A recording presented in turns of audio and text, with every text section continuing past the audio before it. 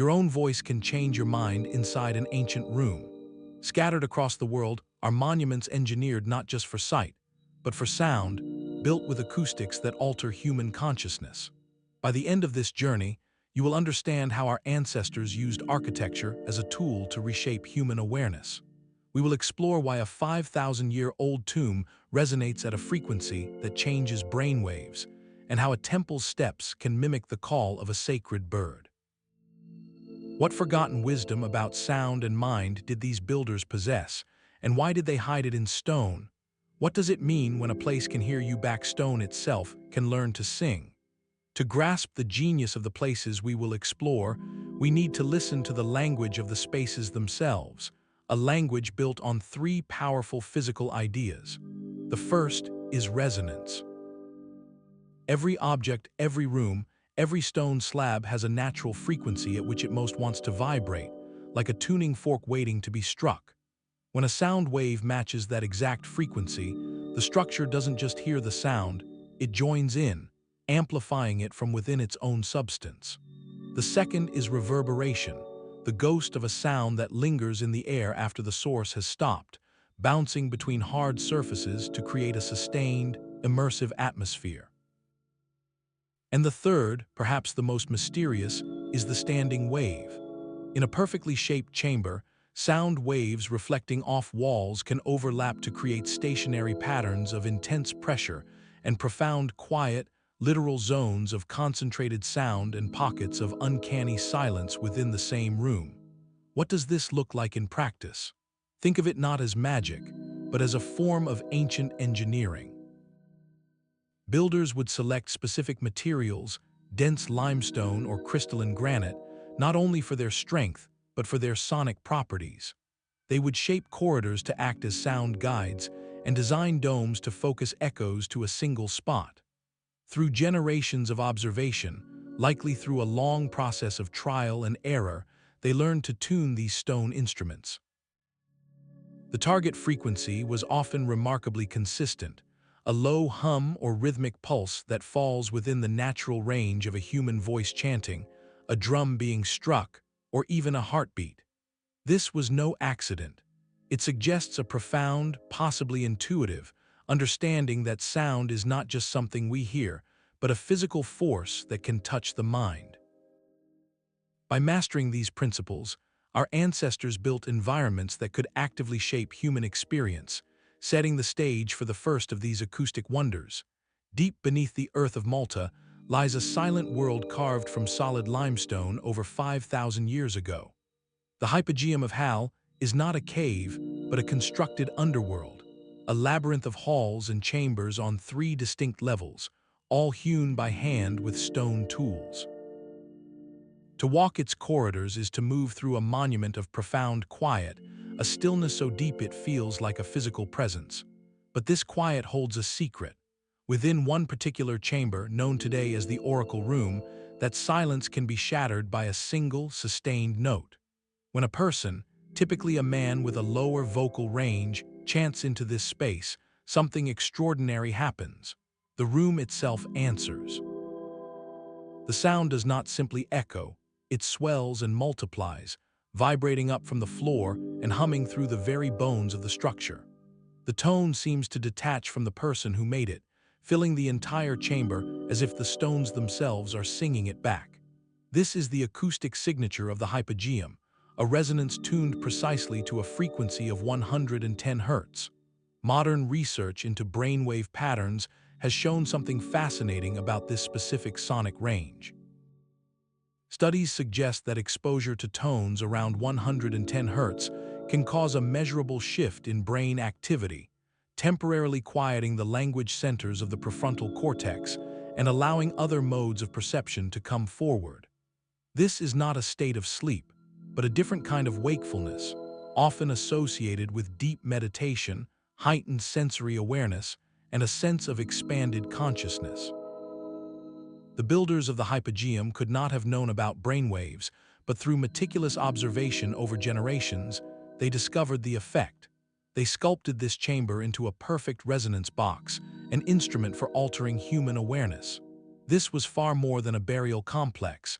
It was likely a sacred theater for ritual. Imagine the experience in the flickering light of oil lamps. A community gathers in the oppressive, sacred dark. A chant begins, and as it hits that crucial frequency, the room transforms.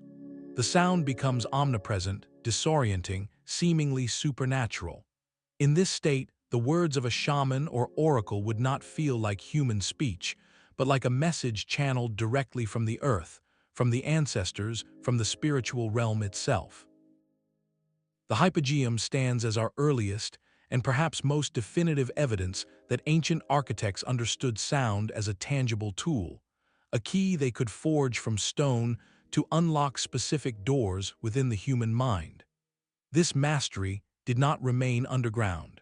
It would rise to the surface and find its voice in a temple that turned architecture into a celestial instrument. The principles of resonance discovered in Malta's dark chambers would be translated into a structure of impossible scale and light. Rising from the desert plateau, the Great Pyramid of Giza is a monument to geometry and ambition, its silent stones holding a secret layer of experience beyond the visual. While generations have marveled at its precision and debated its purpose as a final resting place, a quieter mystery hums within its passageways. Recent acoustic studies point to a design that engages with sound as deliberately as it does with the sun and stars. The center of this sonic hypothesis is the Grand Gallery, that soaring, corbel-vaulted corridor that climbs toward the heart of the pyramid. Its steep, smooth walls and magnificent ceiling are not merely an architectural triumph, they form a perfect resonance chamber. The precise angles and dimensions act like a giant sound funnel, designed to collect, channel, and amplify vibrations from the chamber below. Imagine a ritual taking place in the king's chamber, the small, granite-walled room at the pyramid's core. The space itself, built from dense stone that reflects sound with incredible clarity, would already create an intense auditory environment. Now, add the human element, a deep, rhythmic chant or the steady beat of a drum. As those sound waves travel upward, they enter the Grand Gallery. Here, the physics change.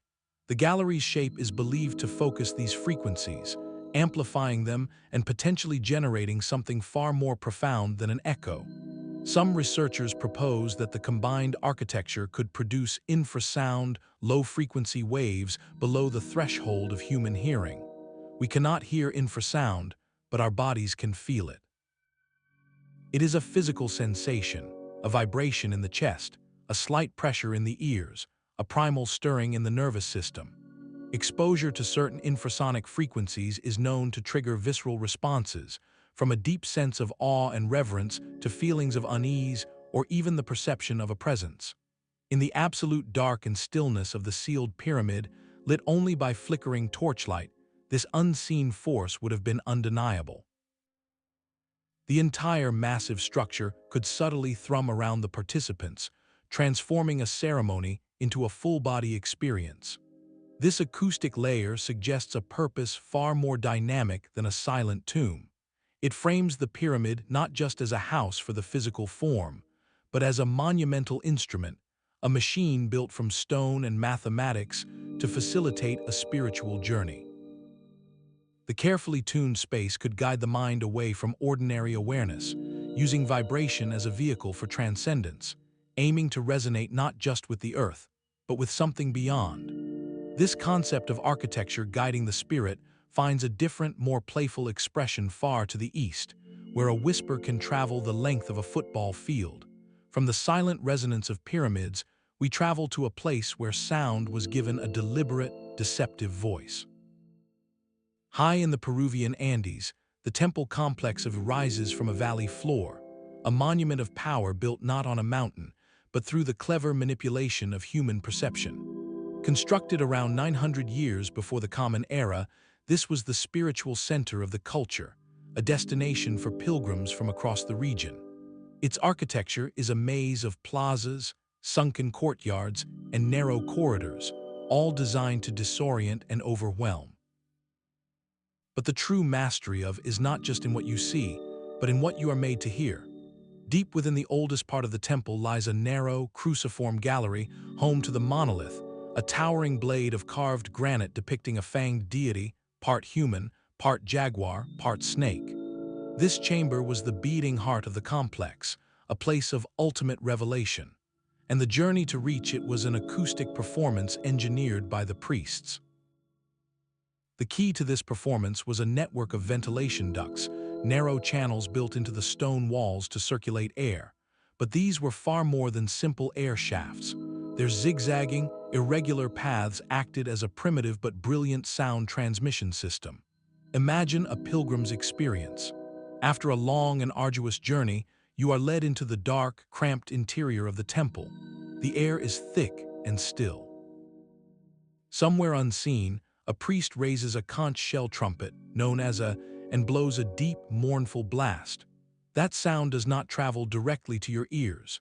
Instead, it is fed into the mouth of one of these stone ducts.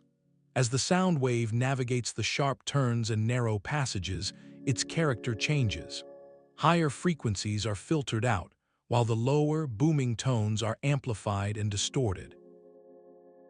After its hidden journey through the temple's stone veins, the sound emerges not from a human source, but from the walls themselves, seeming to originate directly from the area of the central monolith. To pilgrims standing in that sacred darkness, the effect would have been undeniable and terrifying. The stone god itself was speaking, roaring, or chanting. This was not an echo, it was a ventriloquist trick played on an entire culture, a perfect fusion of architecture and psychology. The priests have understood that belief could be engineered. By controlling the sensory environment so completely, they could manufacture a moment of divine contact, using the disorientation of the maze, the imposing imagery of the deity, and the disembodied, supernatural voice to cement their spiritual authority. It demonstrates a sophisticated, perhaps cynical, understanding of how sound could bypass skepticism and speak directly to the emotional core, proving that ancient acoustic science could be used not only for transcendence, but for profound control. This idea of sound as a guiding, almost living force within architecture would find a different expression across the ocean, where entire cities were designed to sing with the rain. The manipulation of sound was an act of theater, but in another ancient culture, it became a doorway to eternity. On a green ridge in Ireland's valley, a great grassy mound has guarded its secrets for over 5,000 years. Is a passage tomb older than the pyramids of Egypt and the great stones of Stonehenge, a colossal structure of white quartz and rounded river stones that gleams in the landscape. For generations, its fame rested on a single, breathtaking celestial event. Each year at dawn on the winter solstice, a slender beam of sunlight pierces a perfectly aligned roof box above the entrance, crawling down the long, dark passage to illuminate the central chamber for precisely 17 minutes. This alignment with the sun's rebirth is an undeniable stroke of genius, a stone calendar marking the triumph of light over the deepest dark. But to focus only on the light is to miss half the ceremony, is a monument built for the ears as much as for the eyes. The journey inside begins with a narrow 60-foot passage built from massive stones. The walls close in, the ceiling lowers, and the world outside vanishes.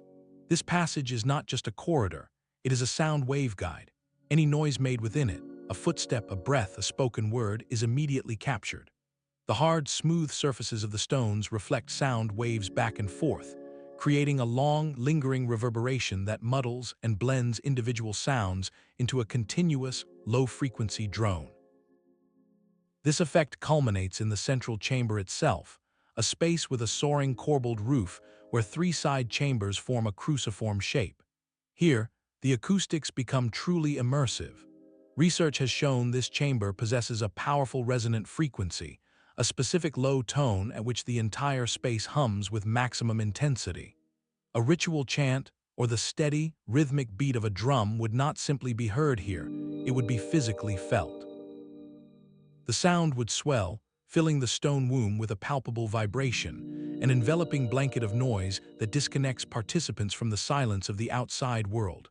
Now, Layer this powerful auditory experience atop the visual miracle of the solstice. Imagine the scene in that ancient darkness. The community waits in the cold pre-dawn. As the sun crests the horizon, a thin, golden blade of light stabs into the darkness, cutting through the still air of the passage. At that very moment, ritual chanting begins. The light creeps forward and the sound swells, the two sensations building in tandem. The drone vibrates through the floor and up through the body, while the light slowly reveals the intricate spiral carvings on the chamber walls, symbols believed to represent the cycles of life, death, and rebirth. For those 17 minutes, the participants are no longer in ordinary time. They are suspended in a multisensory ritual engineered by the builders, where the rebirth of the sun is accompanied by the voice of the earth itself. This was not merely a tomb for the physical remains of the honored dead, it was a machine for transcending time. The soundscape, carefully crafted by the passage and chamber, worked to alter consciousness, to induce a state of awe and connection suitable for communing with ancestors at this thinnest point of the year.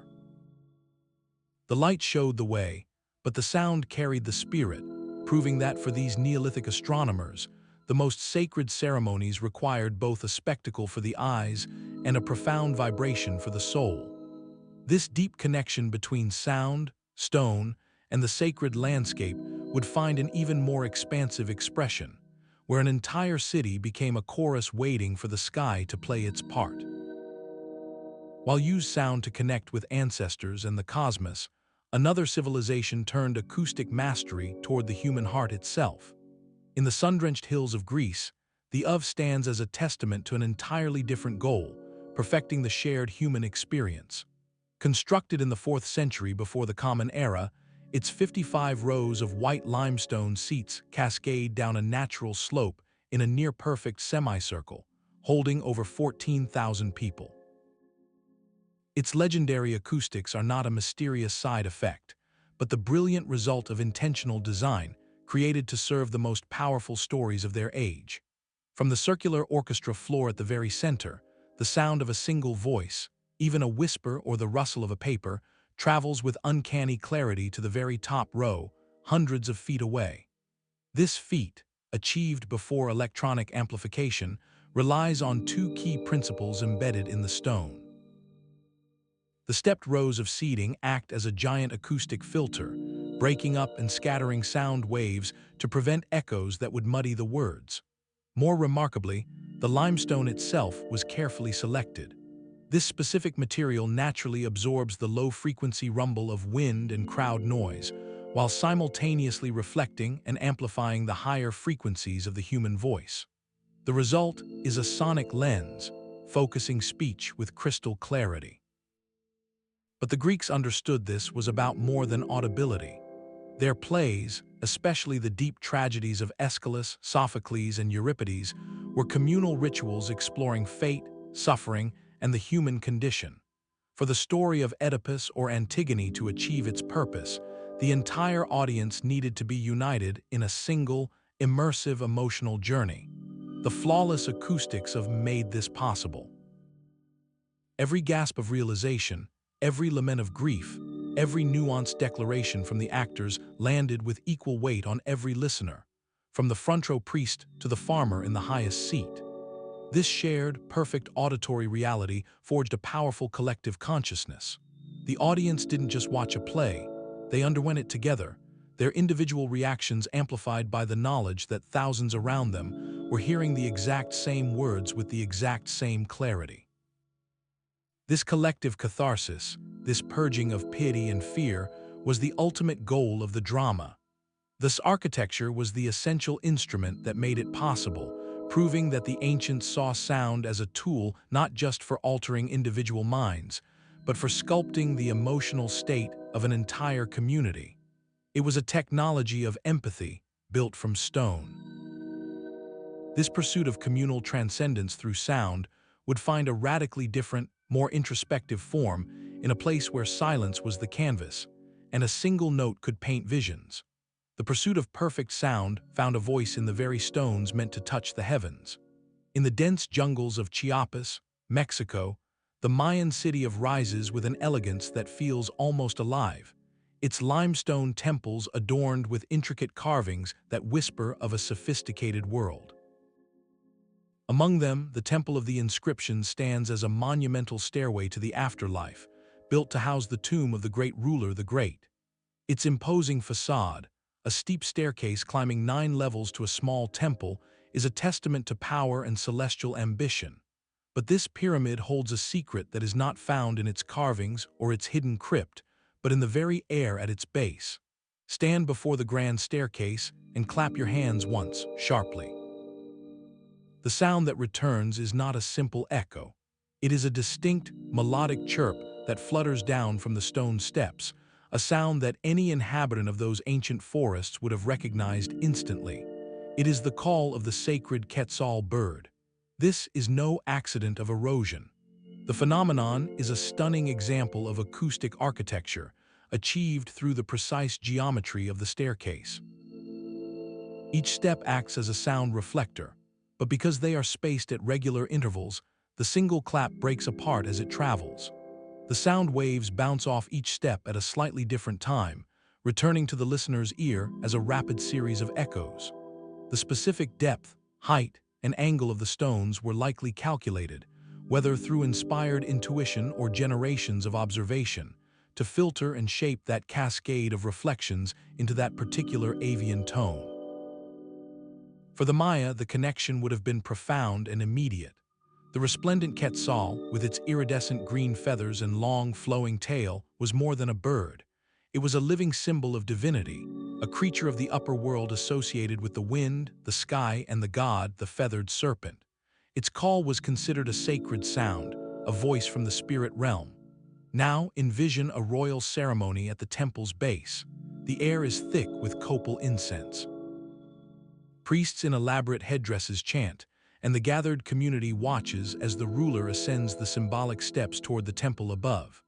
At a pivotal moment, a ritual clap or the strike of a staff against the plaza floor rings out.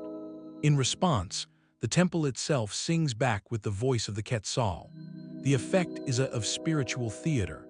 It creates a tangible, audible link between the human action below and the divine order above.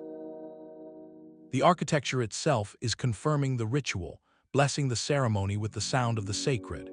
It seamlessly blends artistic vision, religious symbolism, and a sophisticated understanding of physics into a single, awe-inspiring experience. The pyramid was not a silent monument, but an instrument waiting for human interaction to complete its purpose, proving that for the Maya, genius was measured not just in what they built, but in what they could make their buildings say. This dialogue between human ritual and architectural response would find an even more participatory form in a city where every citizen could become part of the music. A mandala is not just a picture. It is a path for the mind to walk. In the heart of Java, the colossal 9th-century Temple of Borobudur embodies this principle in 3 dimensions, a mountain of stone built as a guide to enlightenment. Unlike a typical temple with interior chambers, Borobudur is entirely open to the sky, a stepped pyramid of 6 square terraces crowned by 3 circular platforms. Pilgrims do not enter it, they ascend it, following a clockwise path that winds over 2.5 miles of carved reliefs depicting the life of the Buddha and the principles of Buddhist teaching. This physical journey is designed as a walking meditation, a slow, deliberate progression from the world of desires at the base toward the realm of formlessness at the summit. But the architects of this stone symphony added another, more subtle layer to the journey, one composed not of carved stories, but of shaped air. The upper circular terraces are forested with 72 perforated, bell-shaped stupas, each housing a serene stone Buddha statue visible through the diamond-shaped openings. These are far more than decorative elements. In acoustic terms, each hollow stupa functions as what is known as a resonator. Think of it like blowing across the top of an empty bottle to produce a low, resonant tone. The specific shape and volume of the cavity, along with the size of the openings, tune it to resonate at a particular frequency when sound waves pass through it. At Borobudur, The constant, gentle winds that sweep across the high platforms, the distant rustle of the jungle, and the soft murmurs of other pilgrims all provide the input. As these ambient sounds flow through the grid of stone bells, they are subtly captured and transformed. The resonators filter the noise, stripping away harshness and amplifying a soft, pervasive, low-frequency hum, a sonic blanket that seems to emanate from the monument itself. This created a constant, sacred auditory backdrop for the pilgrim's meditation. With every step upward, leaving the worldly stories of the lower reliefs behind, the soundscape changed. The chaotic noise of the bass faded, replaced by this unifying drone, a sound that felt both internal and external. It helped to focus the wandering mind, providing a single, gentle point of auditory attention. The hum acted as an acoustic anchor, dissolving the perceived boundary between the individual self and the vast spiritual architecture. The pilgrim, the wind, and the stone were all vibrating together, united in a single field of experience. This was the genius of Borobudur's design. The visual mandala guided the eyes and the intellect, the narrative path guided the feet and the devotion, and the resonant soundscape guided the ears and the awareness, all orchestrated to lead the consciousness toward a state of mindful unity, one deliberate step and one shared breath of sound at a time. The sacred hum of Borobudur was a human design, but some sites were chosen because the earth itself was already singing. High on the slopes of Mount in Greece, the ruins of the Temple of Apollo at Delphi stand as silent stone, yet for over 1,000 years this was the most powerful voice in the ancient world. Here, the Pythia, a priestess serving as the oracle, would deliver cryptic prophecies that shaped wars, founded colonies, and guided kings. While the temple is a ruin today, its power was not born from architecture alone, but from a profound partnership with the living landscape. Ancient historians describe a ritual steeped in sensory alteration. The Pythia would descend into a small, enclosed chamber called the seated upon a tripod over a fissure in the rock. She would breathe in strange vapors rising from the earth, chew laurel leaves, and then, in an altered state, deliver the god Apollo's messages. For centuries, this was dismissed as myth or mere theatrical trickery. Modern geology, however, has given those ancient accounts a startling new resonance. Scientific surveys confirm that the temple sits directly atop two intersecting fault lines in the bedrock. These cracks are not inert. They act as channels for groundwater and for light hydrocarbon gases like ethylene, which can rise to the surface. Ethylene is known to have mild psychoactive properties, capable of inducing trance-like states, feelings of euphoria, and disconnected speech. But the geology suggests another, often overlooked layer to this ritual sound. Such active fissures are not silent. They can channel the deep, subterranean noises of the earth, the distant rush of underground water, the low groan of shifting rock, the subtle, constant hum of tectonic pressure. These sounds, filtered and amplified through the stone channels, would have risen into thee as a pervasive, low-frequency vibration. Imagine the Pythia's experience in that small, dark, sacred space. The air is thick with the scent of incense and earth gases. The ground beneath her seems to murmur and thrum with an unseen force. This resonant auditory environment, completely beyond human control, would have been profoundly disorienting, stripping away her ordinary senses. The combination of intoxicating vapors and this mysterious, resonant drone created a perfect storm for an altered state of consciousness. Her own voice, chanting or speaking, would have mixed with the earth's voice, blurring the line between internal thought and external revelation. This was acoustic power of a different order. At Delphi, the architects did not engineer resonance from cut stone. They expertly harnessed what the landscape provided.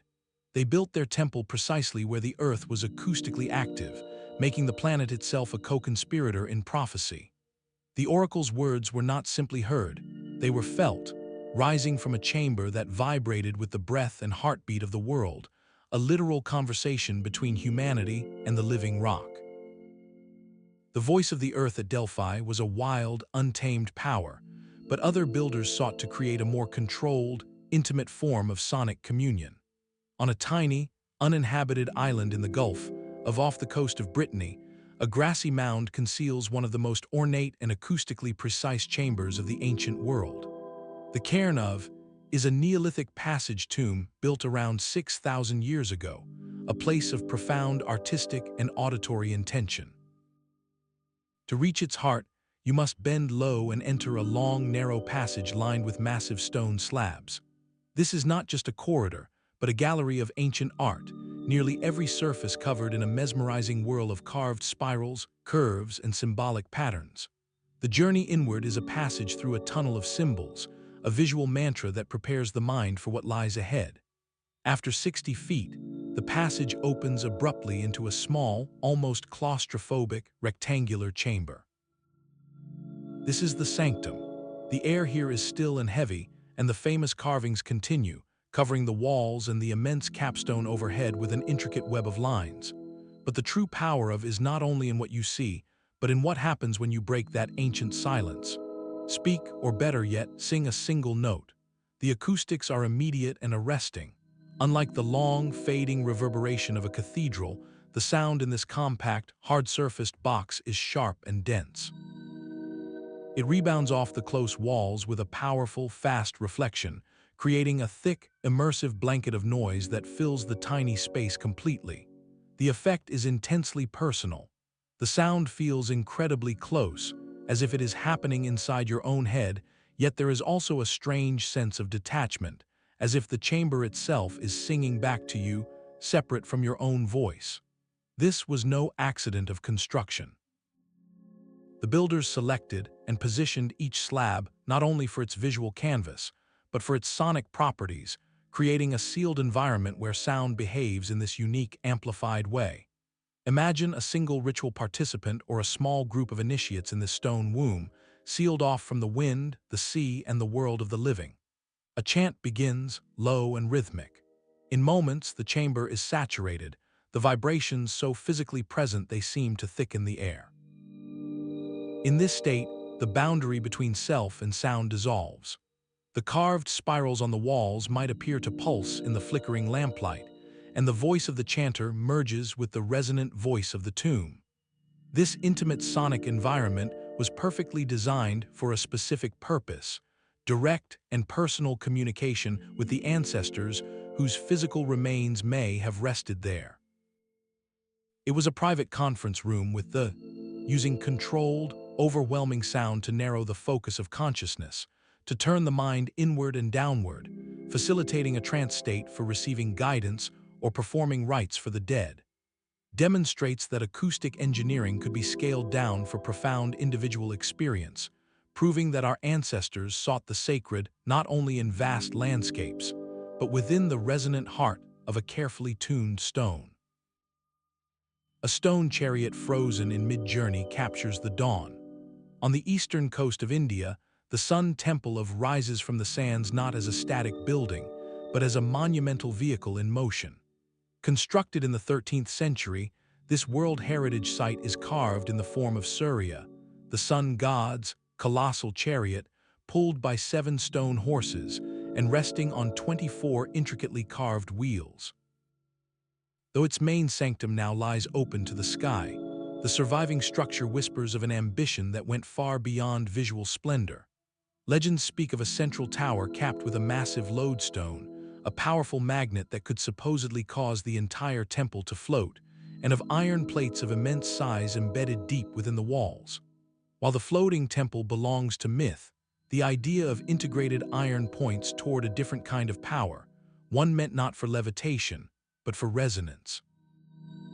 Historical accounts suggest these embedded metal plates were not structural, but sonic.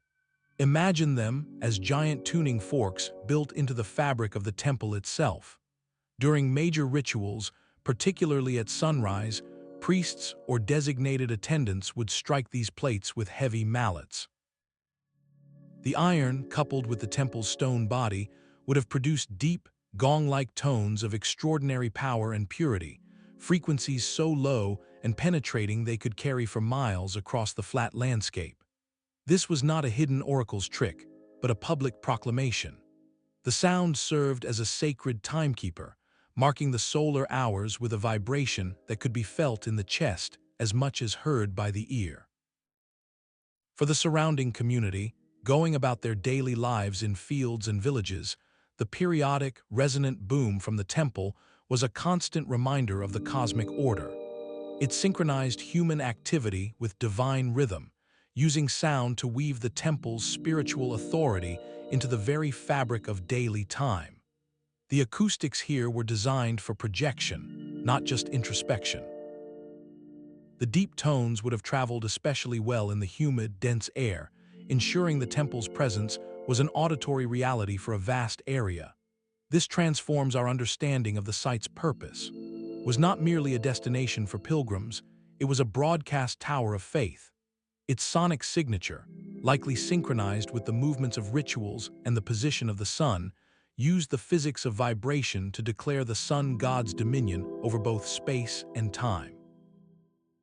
The sound reached out, touched the community, and pulled the horizon into the temple's orbit, demonstrating that ancient acoustics could be a tool for devotion that actively shaped an entire region's sense of sacred reality.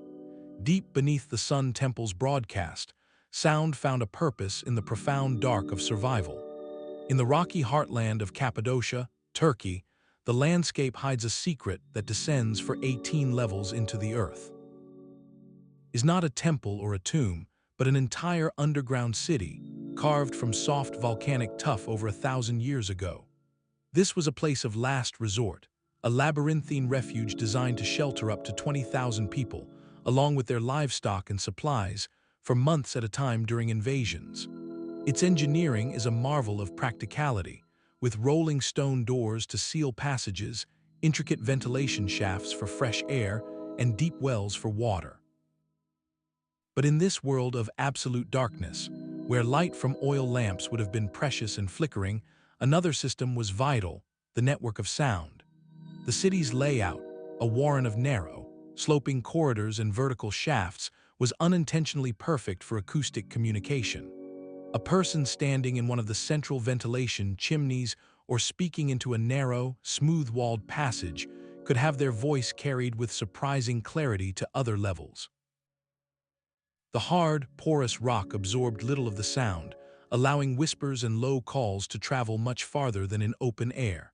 This turned the entire subterranean complex into a giant, stone-whispering gallery.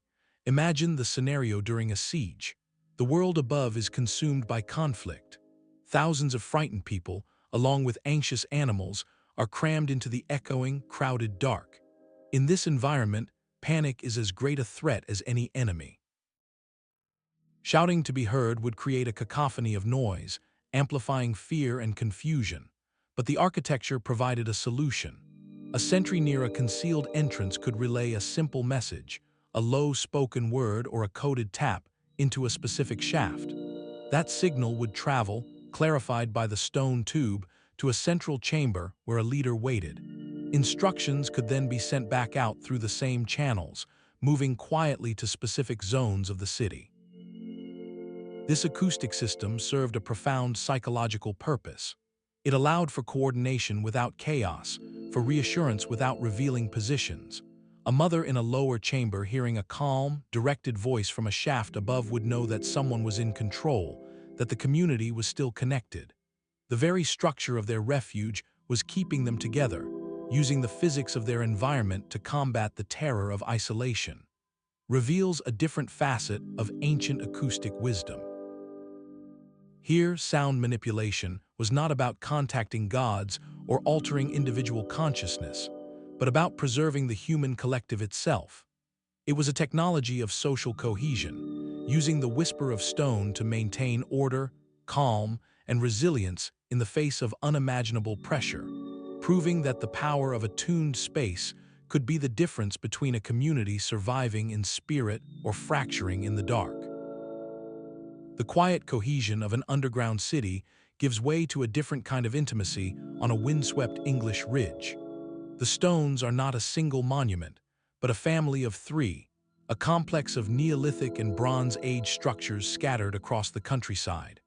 Among them, the Kingsmen stone circle holds a secret far quieter than the booming resonance of a great chamber, but no less profound in its effect. This circle is modest in scale, its stones of local limestone standing at irregular heights and spaced at uneven intervals. There is no grand symmetry here, no obvious geometric perfection. Yet this very irregularity is the source of its unique acoustic power. When you stand in the exact center of the circle and speak, something strange happens to your voice. It does not echo back in a single, clear return. Instead, the sound seems to shatter. Your words are caught, fractured, and reflected by the uneven surfaces and varied gaps between the stones. The result is a subtle but distinct diffraction pattern, a phenomenon where sound waves bend and scatter around obstacles. Your single utterance returns to your ears from multiple directions at almost the same moment, creating a soft, fragmented chorus of your own voice. It feels less like an echo and more like a whispered response, as if each stone is gently repeating a piece of what you just said. This creates an uncanny, deeply personal sensation of being surrounded and softly addressed by the circle itself. For the people who raised these stones, this acoustic quality would have transformed ritual. A chant or a spoken invocation from the center would not vanish into the sky. It would be immediately gathered and returned by the living landscape, making every spoken word feel like part of an active dialogue. The stones were not just witnesses to the ceremony, they became participants. This subtle feedback loop fostered a powerful belief in an animate world, where the earth listened and the ancient bones of the land replied. It was a technology for feeling connected, for turning solitary prayer into a conversation with the eternal, proving that sacred acoustics could be as effective in a gentle whisper as in a thundering roar. A circle of stones can whisper, but a dome can make the dead sing. Carved into a hillside near ancient Mycenae stands the Treasury of Atreus, a tomb so grand it was later mistaken for the resting place of the legendary king Agamemnon. This is a tomb, a beehive-shaped chamber built over 3,000 years ago, and its architectural ambition is staggering. The dome is constructed using the corbel technique, each ring of stones slightly overlapping the one below until they meet in a perfect, seamless point high above the floor. For centuries, it remained the widest unsupported dome in the world, a silent, dark space meant for eternity. But break that silence just once. A single, sharp handclap in the center of that chamber does something extraordinary. The sound does not simply echo back from the walls. It blooms. It expands upward into the vast, empty space of the dome, swirling around the curved stone surface in a long, complex reverberation that can last for several seconds before slowly fading away. This is not a quick reflection, but a sustained auditory phenomenon, a ghost of the original sound that lingers and dances in the air. Now reimagine this acoustic property in its original, profound context. This was not a museum, but a sacred space for honoring powerful leaders, a gateway to the underworld. Rituals here would have involved lamentations, chants, and spoken invocations for the deceased. When a mourner's voice rose in that chamber, the architecture responded instantly. Their solitary cry or melodic chant would be caught by the dome and transformed. The sound would multiply and sustain, wrapping back around the speaker and any other participants, creating a dense, overlapping chorus from a single voice. The living person would hear their own prayer return to them moments later, blended and softened, as if other, unseen voices had joined in. This extended reverberation performed a powerful psychological and spiritual function. It actively blurred the line between the living voice and the realm of the ancestors. For those gathered in the flickering torchlight, it would have felt as though their words were being received, accepted, and then gently answered by the presence in the tomb. The temporal boundary between the present moment and the eternal afterlife dissolved in that lingering sound. The architecture created a tangible, audible bridge, making the abstract concept of communing with the dead a direct, sensory experience.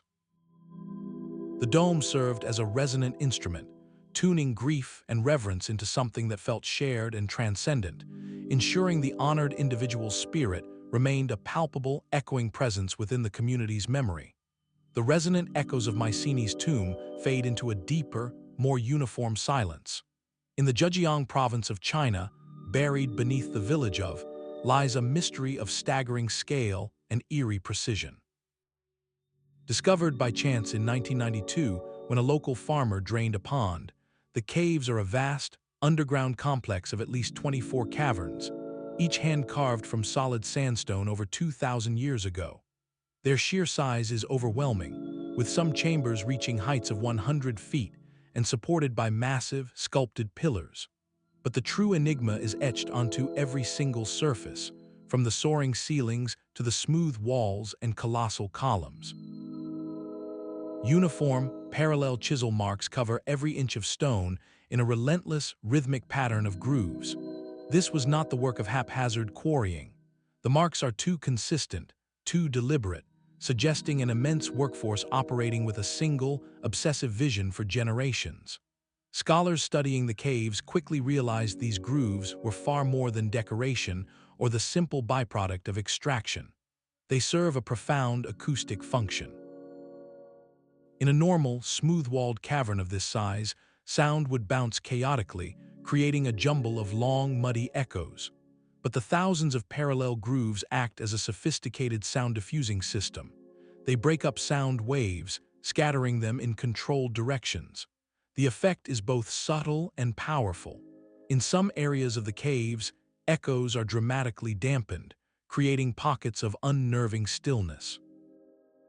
In other zones, particularly where the groove patterns and chamber shapes interact, sound is not scattered but focused, creating clear, resonant spots where a voice or instrument would ring with unusual purity and presence.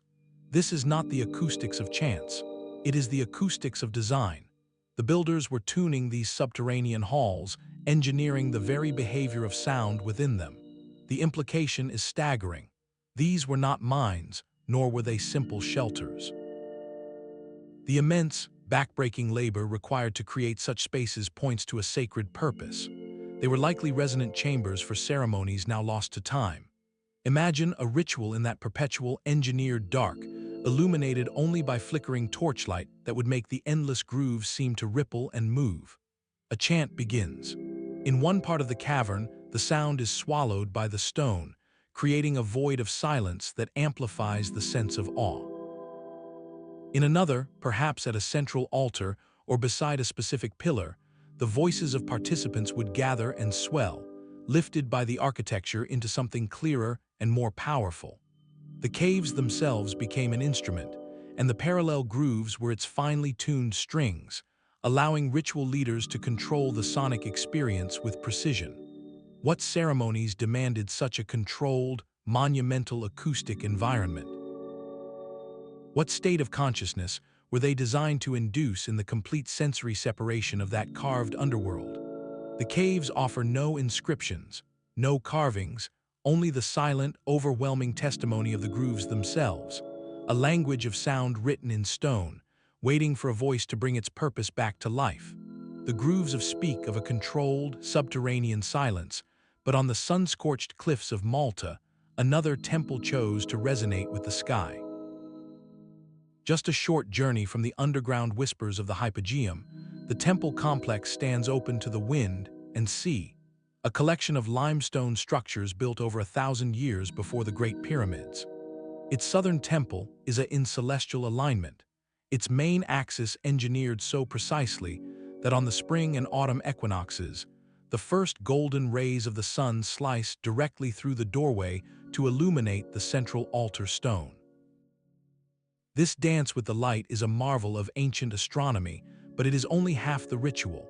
The architecture was tuned for an accompanying symphony of sound. The temple's design is a series of semicircular chambers, or apses, arranged in a cloverleaf pattern. These curved walls, built from the local Globigerina limestone, are more than decorative shapes. In acoustic terms, they function as perfect sound collectors. This particular stone has a unique property.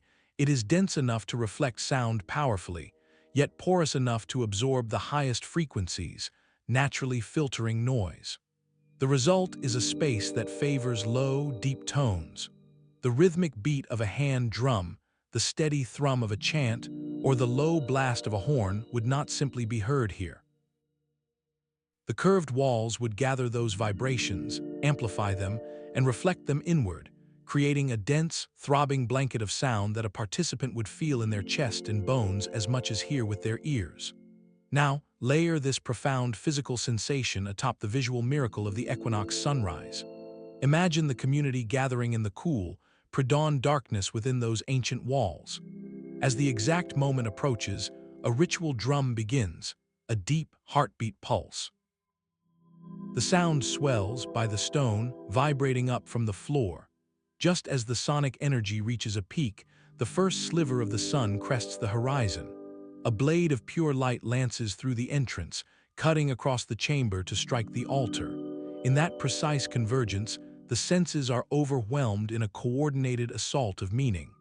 The light marks the perfect balance of day and night, a celestial turning point. The sound, felt as much as heard, synchronizes the collective heartbeat of the community with that cosmic rhythm. This multisensory convergence was likely engineered to trigger a specific psychological state. The combination of rhythmic, visceral sound and dazzling, symbolic light is a known pathway to trance, a method for dissolving the ordinary boundaries of self. In that altered state, the distinction between the individual and the community, between the human and the cosmic, would blur. The participants weren't just observing the equinox, they were feeling it resonate through them, becoming part of the cycle itself. Genius lies in this holistic design. It wasn't just an observatory for marking time, it was an instrument for experiencing time, using tuned stone and celestial geometry to weave the human spirit directly into the fabric of the turning world. A circle carved into the earth can hold a community's entire world. In the high desert of what is now New Mexico, the ancestral people built a sprawling ceremonial center known today as Canyon. Between the 9th and 12th centuries, this became the spiritual and cultural heart of their civilization, connected by a vast network of straight roads to outlying communities. At the center of this world were not towering pyramids, but structures that reached downward into the earth itself, the great Kivas. These are large, circular, semi-subterranean chambers, meticulously engineered for one primary purpose, communal ceremony. The most striking of these, casa, stands alone on the canyon's north mesa, a perfect stone circle over 60 feet across, dug deep into the ground with a bench ringing its interior and a central fire pit. To enter was to leave the individual desert sun and step into a shared, symbolic underworld, a place of collective identity.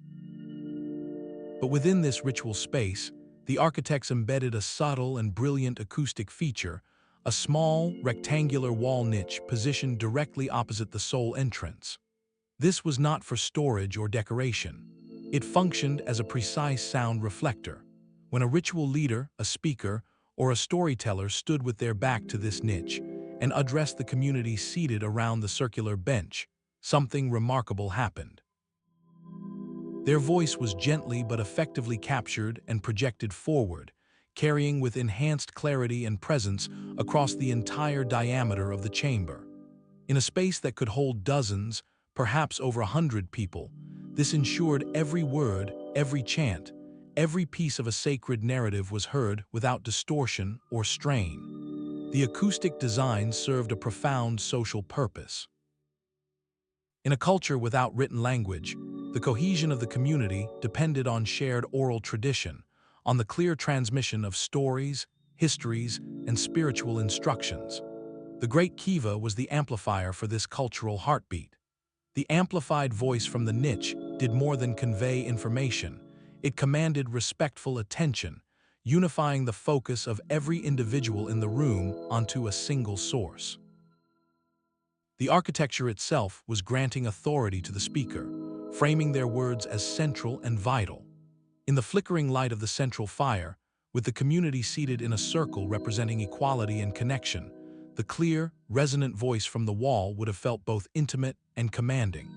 It turned the ceremony into an immersive auditory experience where everyone received the same message with the same clarity, reinforcing a common identity and shared purpose.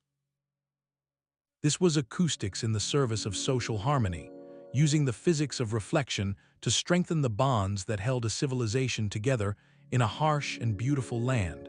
Silence itself can become a sacred architecture. Carved into the sheer face of a horseshoe-shaped gorge in the Deccan Plateau, the caves are a symphony of color and devotion, their walls adorned with some of the finest ancient paintings in the world. For centuries, beginning in the 2nd century before the Common Era, monks and artisans transformed solid basalt cliffs into a complex of monasteries and prayer halls, creating a remote sanctuary for Buddhist spiritual life. While the visual splendor of the frescoes depicting the life of the Buddha rightfully draws awe, the caves hold a quieter, equally deliberate genius in their acoustic design. The architects did not seek to amplify sound here, but to master its absence. The material they worked with, the dense, volcanic basalt, provided the first element of control. Unlike the smooth, reflective limestone of a pyramid or a Greek, this stone has a naturally rough, porous texture. Then consider the method of construction. These were not built with blocks, but excavated from the top down, the interiors carved out from the living rock.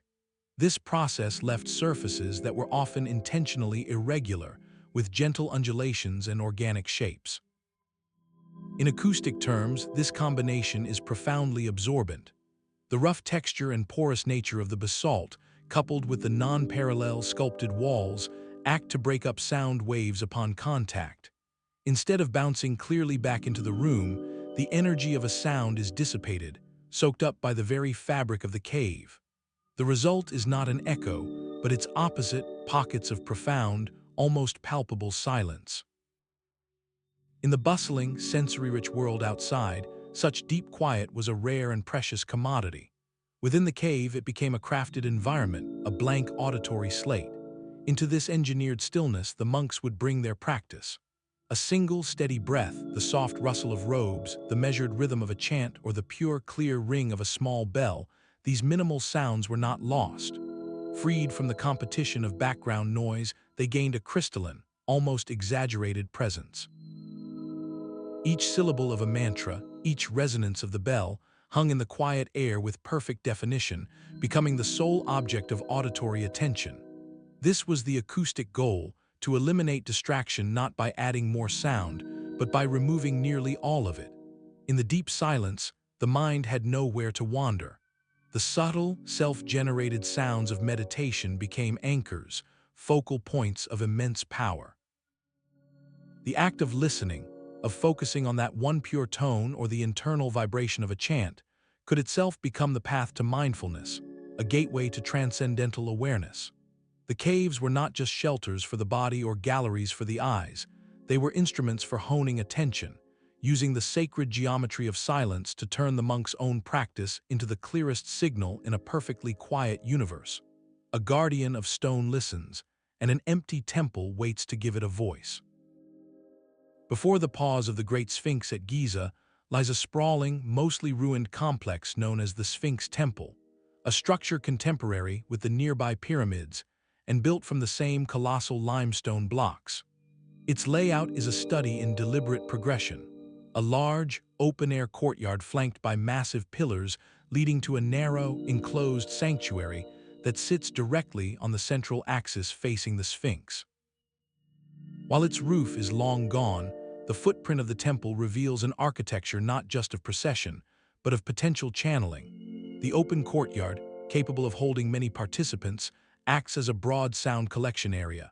The narrow sanctuary then serves as a funnel, a stone throat directing everything toward the monolithic statue that gazes eternally eastward. This design suggests a fascinating acoustic hypothesis. Imagine a grand ritual unfolding at dawn. Priests and initiates fill the courtyard.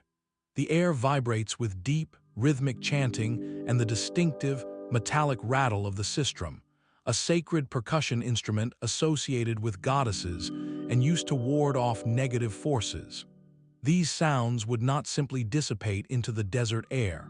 Instead, The architecture of the temple itself would begin to shape them. The sonic energy generated by the crowd and the instruments would be gathered by the courtyard walls, then compressed and focused as it moved through the narrowing sanctuary. The final, concentrated wave of sound would then be projected outward, directly toward the brooding, impassive face of the Sphinx. For those participating in the ritual, the auditory effect would have been transformative. The human-made cacophony from the courtyard would seem to vanish into the stone throat of the temple, only to have its essence aimed at the giant guardian. It would create the powerful illusion that the Sphinx itself was drinking in the sound, absorbing the prayers and protective rhythms. In the mind of a participant, this was not an echo. It was a response. The silent statue, already a symbol of royal power and solar divinity, would seem to awaken, animated by the vibrational offering. Its silence would no longer feel empty, but attentive, as if it was processing the human plea before carrying it to the realms beyond. This acoustic staging served a profound theological and psychological purpose. It turned a static monument into an active intermediary. The ritual did not just happen in front of the Sphinx, it engaged with it, using engineered sound to breathe a kind of life into the stone, reinforcing its role as a protective sentinel and a living conduit to the divine. The temple's ruins hint at a ceremony where architecture conspired with belief to make the inanimate listen, and in listening, become real. The silent sentinel of Giza received sound as an offering, but in another land, the stones themselves learned to orchestrate the sky. On the windswept coast of Brittany, the Carnac Alignments present a mystery of a different scale entirely. Here, over 3,000 individual standing stones are arranged in long, precise rows that stretch for miles across the open plain, like a vast, petrified army frozen in time. This is not a single chamber or a focused temple, but an entire acoustic landscape engineered from the ground up.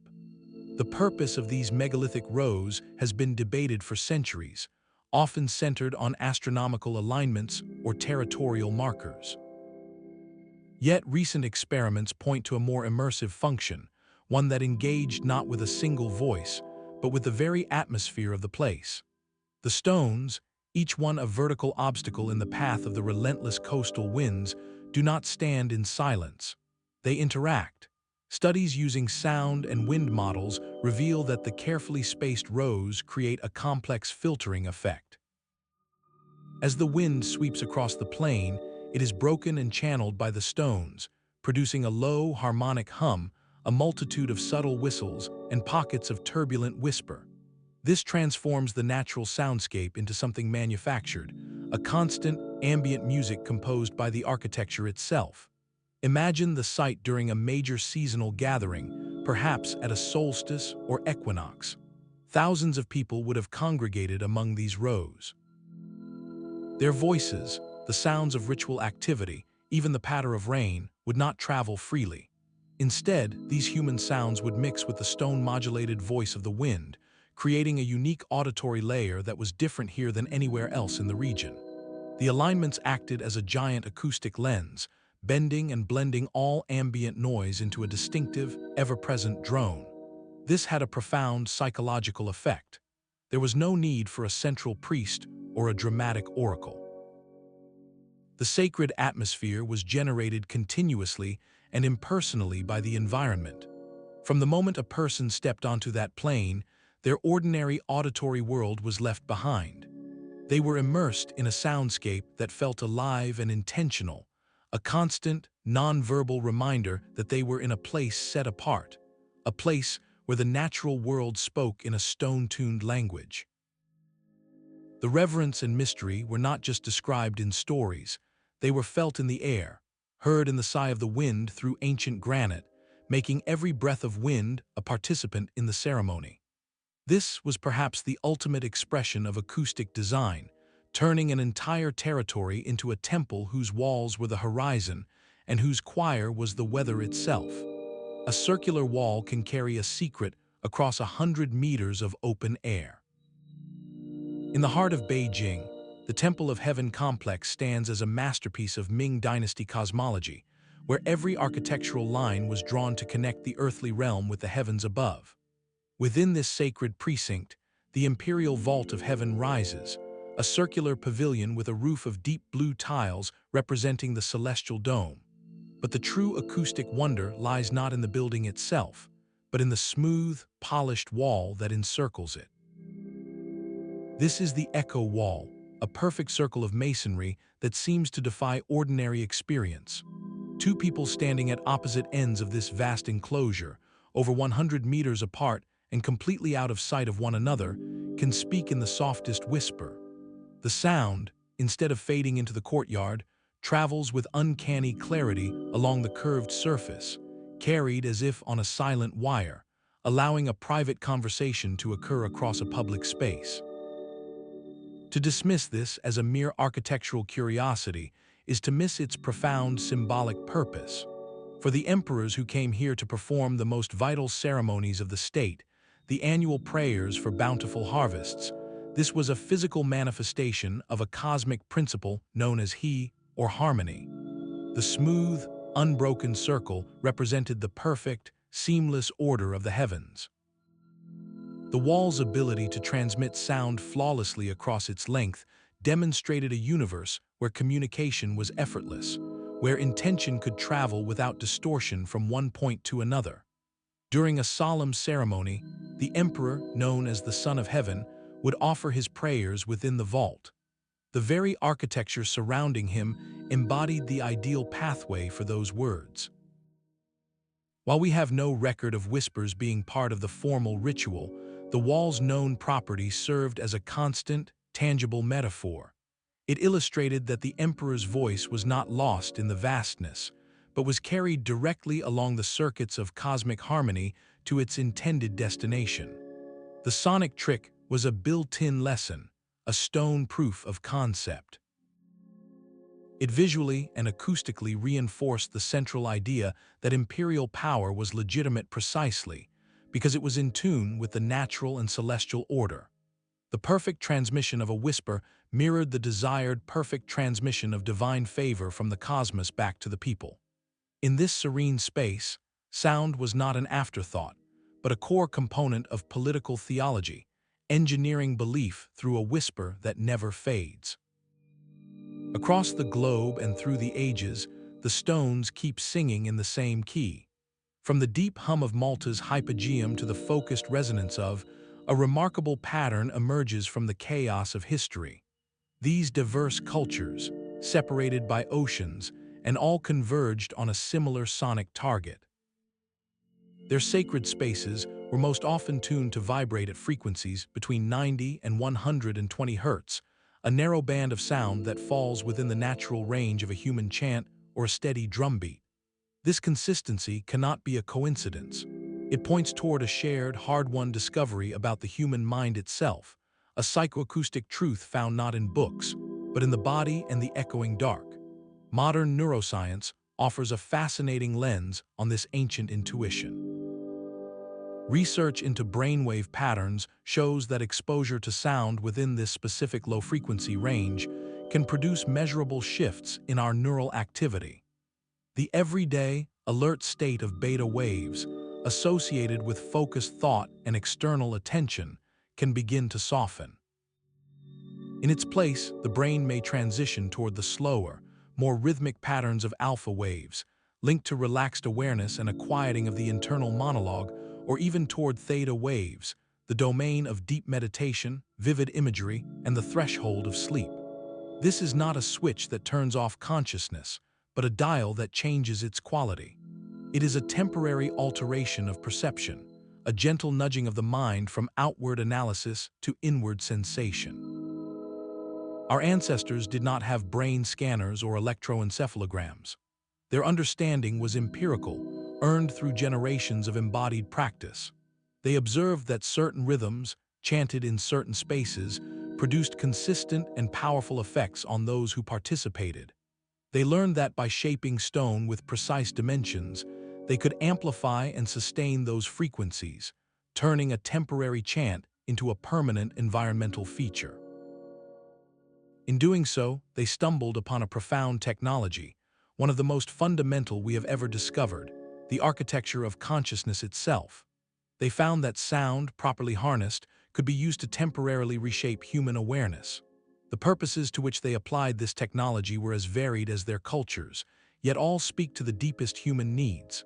For some, it was a tool for communion, a way to make the voice of a god or an ancestor feel tangibly present in a rumbling stone. For others, it was an instrument of healing and social cohesion, using synchronized vibration to dissolve individual anxiety into collective calm, as in the echoing dark of, or the unified focus of Canyon. For many, it was a vehicle to confront the great mystery of mortality, using resonant spaces to blur the line between the living and the dead, creating an audible bridge to the other side. The methods differed, but the underlying principle remained that the human mind is not a closed system. It is permeable, influenceable, and deeply responsive to the physical vibrations of its environment. This points not to some lost global conspiracy or a single forgotten civilization, but to something far more profound, a shared human discovery.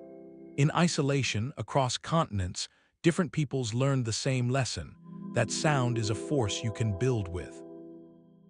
They learned to construct experiential catalysts, environments engineered to guide the spirit toward a specific state. The recurring frequency is the fingerprint of that discovery, a resonant signature left behind in stone. It tells us that long before we understood the biology of the brain, we had already mapped some of its territories, using the oldest tools we had, our voices, our hands, and the enduring earth, to craft keys for doors within ourselves. This recurring whisper across the ages leaves us with a profound question about the nature of progress. From the whispering walls of Beijing to the resonant chambers of Malta, these 20 sites reveal a hidden chapter in human history where stone was shaped to sculpt sound, and sound was used to sculpt the mind. We have wandered through spaces where a single voice could summon a sacred bird, where the wind learned to sing through aligned stones, and where the very earth seemed to murmur prophecies. This journey compels us to shift our perspective entirely. These monuments were never meant to be the silent, static ruins we often see today. They were instruments, once pulsing with transformative power, designed for active use in ceremonies that defined entire cultures. This ancient acoustic wisdom challenges the very timeline of human sophistication. It suggests that long before written records, our ancestors possessed a deep, empirical understanding of the mind-body connection, an intuitive physics of consciousness expressed through architecture. They observed, they experimented, and they built environments that could reliably guide human awareness toward the sacred, the communal, or the transcendent. To view the Hypogeum only as a tomb or only as a calendar is to miss half their purpose. They were machines for experience, as deliberate in their function as any modern concert hall or meditation chamber. This legacy invites us to listen more deeply, not just to the past, but to our own environments. We live in a world saturated with sound, from the rhythmic hum of city traffic to the curated playlists in our ears. These ancient sites pose a quiet, pressing question. What frequencies shape our consciousness today? Are we, like the builders of old, deliberately designing our sonic landscapes, or are we merely subject to them? The stones ask us to consider the power of the vibrations we live within and the profound truth they understood, that to shape a space is to shape the mind that inhabits it. The echoes have faded, but the invitation remains. What do you think was the ultimate purpose of this ancient acoustic science? Share your thoughts on these sonic mysteries in the comments below. Subscribe for more journeys into the unknown, and remember sometimes, history's greatest secrets are not seen, but heard.